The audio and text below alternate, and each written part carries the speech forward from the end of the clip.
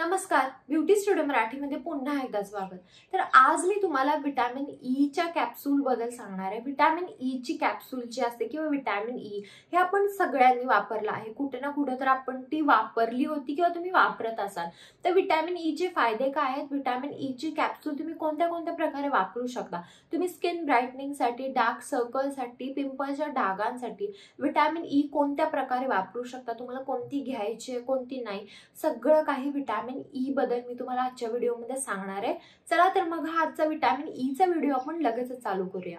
Vitamin E ची capsule एक तर तुम्ही वरून लावू शकता, नाहीतर तुम्ही पोटात घेऊ शकता।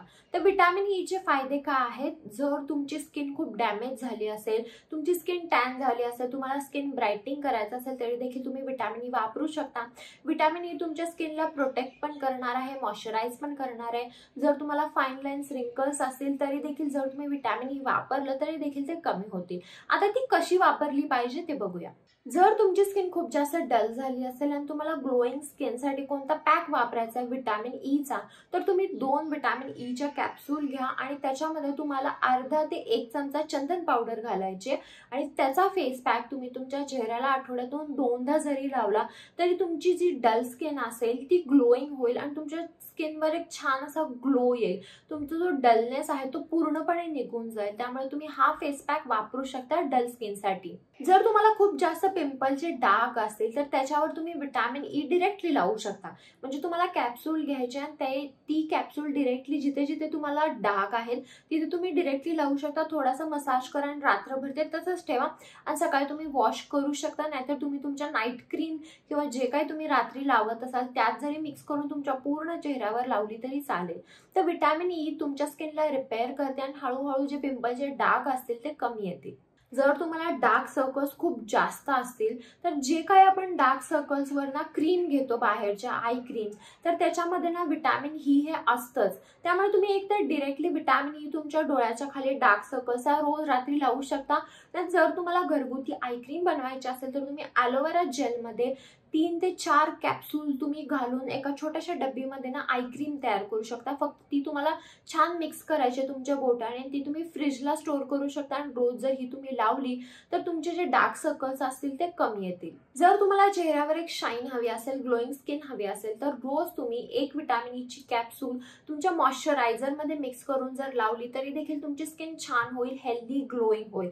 त्यामुळे अशा प्रकारे पण विटॅमिन ई कॅप्सूल तुम्ही वापरू शकता। जर तुमची ड्राय स्किन असेल आणि काही केल्याने ड्राय स्किन जर रिपेअर होत नसेल तर तुम्ही विटॅमिन ई ची कॅप्सूल आणि बदामचं तेल हे दोन्ही मिक्स करून तुम्हाला आठवड्यातून 3 वेळा तुमच्या चेहऱ्याला मसाज करायचं आहे। हे जे तेल आहे हे तुम्ही रात्रीच वापरा, रात्री वापरल्याने तुम्हाला चांगले रिझल्ट्स मिळतील। त्यामुळे बदाम तेल आणि विटॅमिन ई च्या तेलाने तुमच्या स्किनला एक खूप छान मसाज द्या आणि त्याने मग तुमची स्किन रिपेअर होईल आणि तुमचा ड्रायनेस जो आहे तो पूर्णपणे जाईल आणि तुमची स्किन ग्लोईंग हेल्दी होईल। जर तुमचे ओठ खूप जास्त ड्राय झाले असतील किंवा फुटले असतील आणि तुम्हाला असं काहीतरी मॉइश्चरायझिंग हवंय तर तुम्ही विटॅमिन ई ची कॅप्सूल डायरेक्टली तुमच्या ओठांवर रोज रात्री जरी लावली तरी तुमचे ओठ खूप जास्त सॉफ्ट आणि स्मूथ होणार आहे। तुम्ही थोड्याशा तुपामध्ये ना विटॅमिन ई ची कॅप्सूल मिक्स करून ना तुमचा असं लिप बाम किंवा लिप बटर तयार करू शकता आणि ते जर तुम्ही रोज रात्री लावलं तर तुमचे ओठ खूप जास्त स्मूथ होणार आहेत। तुम्ही ॲलोवेरा जेल आणि विटॅमिन ई ची कॅप्सूल मिक्स करून ना DIY जेल किंवा मॉइश्चरायझर पण तयार करू शकता।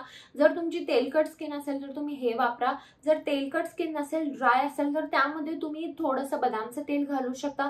नाही कोणतीही क्रीम घाला आणि तुमची ती क्रीम तुम्ही रोज जर लावली तरी देखील विटॅमिन ई चे फायदे तुम्हाला मिळत जातील। जेव्हा पण तुम्ही विटॅमिन ई ची कॅप्सूल घेताय स्किनवर लावायला तेव्हा ती चांगली आहे का, नॅचरल आहे का, कोणत्या ब्रँडची आहे ती चेक करा। त्यामध्ये डी अल्फा आणि टोकोफेरॉल हे आहे का चेक करा। जर तुम्ही पोटात तुमची विटॅमिन ई ची कॅप्सूल घेणार असाल तर तुम्ही डॉक्टरला विचारून पोटात विटॅमिन ई घ्या आणि जर तुमची तेलकट स्किन असेल ना तर रात्रभर विटॅमिन ई लावून ठेवू नका।